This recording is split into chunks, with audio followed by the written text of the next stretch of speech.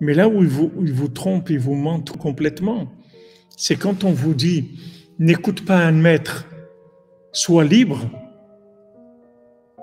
mais tu n'es pas libre. C'est-à-dire, eux, ils te dire sois notre esclave, ne sois pas l'esclave du maître, sois notre esclave. Mais ils ne savent pas que d'être l'esclave du maître, c'est ça qui va me le rendre libre.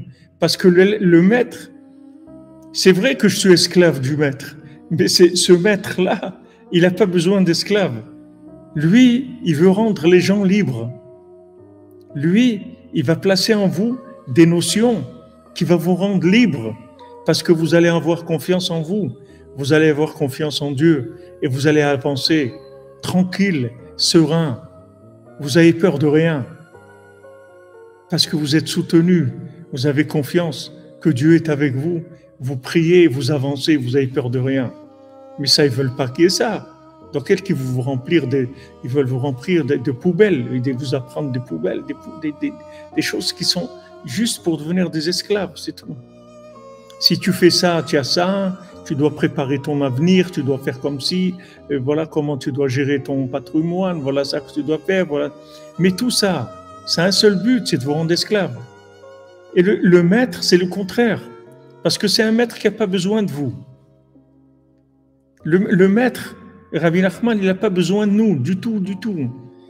Même quand on lui donne, voilà, il nous l'a dit, même quand on lui donne, c'est nous qui prenons. Donc, il a pas besoin. Donc, il n'y a pas de notion d'esclavage chez le maître. Pas du tout. Au contraire, son but, c'est nous rendre libres. Il veut nous rendre libres.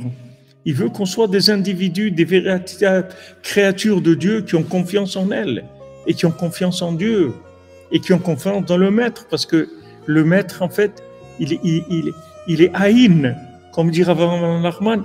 Moshe Rabbeinu, il est haïn, il n'existe pas. Il est complètement transparent par rapport à Hachem. Donc quand Moshe Rabbeinu vous donne quelque chose, c'est Hachem qui vous donne quelque chose. Et maintenant, il vous donne la smicha, c'est-à-dire il vous fait passer de la sagesse. Et avec ça, vous devenez quelqu'un de libre, c'est-à-dire vous circulez dans ce monde. Vous évitez les pièges, vous évitez les problèmes. Vous évitez tous les pièges de la société. Et ils vont dire, il faut faire ça. Ils vont faire, non, moi, je ne vais pas faire ça.